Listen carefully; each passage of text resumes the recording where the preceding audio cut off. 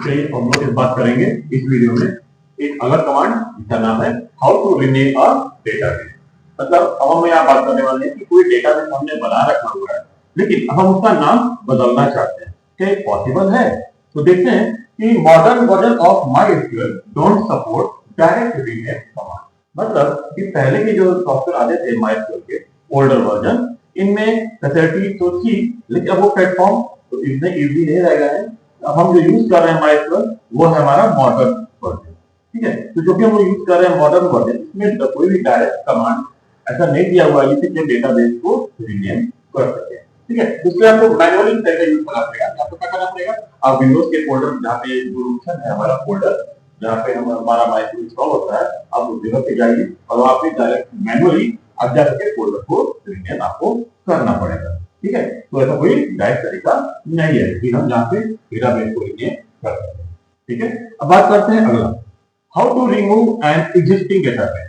मतलब पहले से पहले कोई डेटाबेस बना हुआ है, हमने उस पे वर्क नहीं करना है आगे में, तो क्या करना है, हम उसको हटाना चाहते हैं, डिलीट करना चाहते हैं। तो how to remove an existing database, तो उसके लिए कमांड देते हैं ड्रॉप डेटाबेस और डेटाबेस का नाम। मतलब कि आप इसको ऐसे लिखेंगे आप एग्जांपल के तौर पर ड्रॉप डेटाबेस और जो भी हमारे डेटाबेस का नाम, जैसे फॉर एग्जांपल हमने डेटाबेस बनाया हुआ उसका नाम है स्टूडेंट डी, तो हम आपके यहाँ पर ऐसे लिख देंगे, ठीक है, ड्रॉप डेटाबेस स्टूडेंट डी। और ऐसा लिखने के बाद हम इंटर कमांड से इंटर देते हैं और हमारा जो डेटाबेस है जो बना हुआ है पहले से यूज में नहीं है वह डिलीट हो जाएगा। फिर बात करते हैं अगला, to open already existing database for use. क्योंकि हमारे पास ऑलरेडी पहले से बना हुआ डेटाबेस है, हम उसके यूज करना चाहते हैं, किसी के अंदर ढेर सारे टेबल बनाने हैं, ओके। तो क्या यूज करेंगे, हम यूज करेंगे यूज डेटाबेस का नाम, जो भी डेटाबेस हम यूज करना चाहते हैं उसका नाम देते हैं, ओके। जैसे एग्जांपल करते हैं यूज स्टूडेंट डी, ये स्टूडेंट डी मेरा डेटाबेस का नाम है और यूज एक शब्द है, एक कीवर्ड है, तो दोनों को यूज करेंगे मिला करके यूज स्टूडेंट डी, ये जो हमारे डेटाबेस का नाम ऐसे लिखते हैं और इंटर कर देते हैं, तो हम उस डेटाबेस में अंदर प्रवेश कर जाते हैं। We can enter into the database और for the creation of the table and other activity into the database. अब बात करेंगे अगला, हम डेटाबेस के अंदर प्रवेश कर चुके हैं with the help of use database name. अब हम बनाना चाहते हैं टेबल, क्योंकि हम जब हमने नया डेटाबेस बनाया हुआ है वो बिल्कुल खाली है, कुछ भी नहीं है वहां पर, तो हम क्या करेंगे, यहाँ पर हम एक नया टेबल बनाना चाहते हैं। I want to create a new table, ठीक है।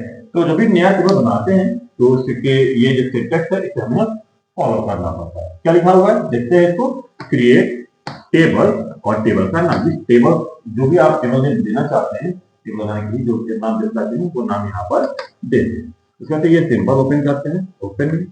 उसके बाद यहाँ पे जो भी कॉलम का नाम देना चाहते हैं, क्योंकि हमारे कॉलम में होंगे उनको वन बाय वन हम बात करेंगे टिक करके। तो कॉलम वन जो भी आप कॉलम देना चाहते हैं उस कॉलम का डेटा टाइप क्या होगा, मतलब कि इंटीजर होगा, कैरेक्टर होगा, वैरिएबल होगा, डेट होगा, करेंसी होगा, और भी कौन सा डेटा टाइप है तो वो आगे रिकॉर्ड कर सकते हैं। तो जो भी हमारे डेटाबेस की हमारे सॉरी जो भी हमारे कॉलम की नीड है उसके अकॉर्डिंग यहाँ पे डेटा टाइप सेलेक्ट करते हैं और वहाँ पे अगर साइज की जरूरत है तो डेटा टाइप का साइज भी यहाँ पर हम बताते हैं। उसके बाद से बात करते हैं कांस्टेंट। कांस्टेंट का मतलब होता है कि क्या वो प्राइमरी की है, क्या है नहीं है, ये तो हमें बताना है। फिर ऐसे आखिर में हमें यहाँ पे कॉमा लगा देते हैं और हमें एक से अधिक कॉलम यूज करना होते हैं तो कॉमा लगा देते हैं। देखिए हमें एक से अधिक कॉलम यूज नहीं करना है तो वहाँ पे डेटा को छोड़ दें। तो यहाँ पे हमने लिखा पहले कॉलम के लिए ऐसे सेम दूसरे कॉलम के लिए लिखेंगे, आप कॉमा लगाएंगे, फिर तीसरे कॉलम के लिए हमारे जो टेबल बनाया है हमने इसमें 3 कॉलम रखे हुए हैं, तो 2 कॉलम के बाद हमने कॉमा लगा रखा और तीसरे कॉलम के बाद हमने यहाँ पे कुछ नहीं लगा रखा है। यहाँ पे देखेंगे यहाँ पे कॉमा है और यहाँ पे कॉमा नहीं है। फिर पर आखिर में यहाँ पे आते हैं, जैसे इसको ओपन किया था वैसे यहाँ पे इसको हम क्लोज कर देते हैं। तो this is the method to create a new table. और इसके एग्जांपल के तौर पर देखते हैं कैसे इसको हम रियली में लिखेंगे वहां पर। तो ये लिखेंगे क्रिएट टेबल, हमने टेबल का नाम रखा है, इसका नाम है स्टूडेंट। फिर ओपन करते हैं यहाँ पर, फिर रोल नंबर नाम का एक फील्ड हमने बनाया हुआ है, कॉलम बनाया हुआ है, उसके अंदर इंट नाम का डेटा टाइप यूज करा और प्राइमरी की हमारा कांस्टेंट हो गया। फिर उसके बाद एक कॉमा लगा रखा हुआ है। फिर बात करेंगे स्टूडेंट नेम, सेकेंड कॉलम है हमारा स्टूडेंट नेम का डेटा टाइप दिया है var जिसका हमने फील्ड साइज दे रखा है 50, क्योंकि 50 कैरेक्टर तक के हम नाम यहाँ पर लिख सकते हैं। नॉट नल, नॉट मतलब होता है कि यहाँ पे हम खाली नहीं छोड़ेंगे, ब्लैंक नहीं छोड़ सकते हैं। आखिर में जैसे यहाँ पे कॉमा था वैसे यहाँ पर भी कॉमा है। फिर बात करेंगे क्लास, क्लास एक एज कॉलम है, उसके आगे भी डेटा टाइप में कैर रखा है, कैर यहाँ पे एक नल साइज रखा हुआ है, नॉट नल, ये भी नल नहीं हो सकता है, कॉमा। फिर एडमिशन डेट, अब एडमिशन डेट जो है यह ना तो कैर है ना वैर कैर है, इसको हमें क्या रखा है, डेट डेटा टाइप में तो हमने डिफाइन किया। यहाँ पे डेट में क्या होता है, सबसे पहले ईयर आता है, फिर मंथ आता है, फिर डेट आता है। ये हमारा माइक्रो का डिफॉल्ट फॉर्मेट होता है, उसे हम यहाँ पे इसको फॉलो करेंगे। ठीक है, फिर कॉमा लगा रखा। फिर आखिर में आते हैं हमारा जो लास्ट कॉलम है वो है एड्रेस, इसके साथ वेर कैर 50 साइज तक, और फिर नॉट नल जिसे हम खाली नहीं छोड़ सकते, और आखिर में हमने इसको सिंगल के जरिए क्लोज करके रखा हुआ। उतना लिखने के बाद finally give this on the inter button here, और हमारा जो टेबल है स्टूडेंट नाम से वह बन जाएगा। ठीक है, तो ये हमारा कैसे हम टेबल बनाएंगे, एक नया टेबल कैसे क्रिएट करते हैं, ये उसका तरीके बताया मैंने। अब बात करते हैं अगला, वो है how to display an already existing table in an database. हमने टेबल तो बना लिया, लेकिन हम देखना चाहते हैं जो हमने टेबल बनाया है डेटाबेस में वो है कहाँ, कैसे हम देखेंगे। उसके लिए यहाँ पे कमांड दिया गया है शो टेबल।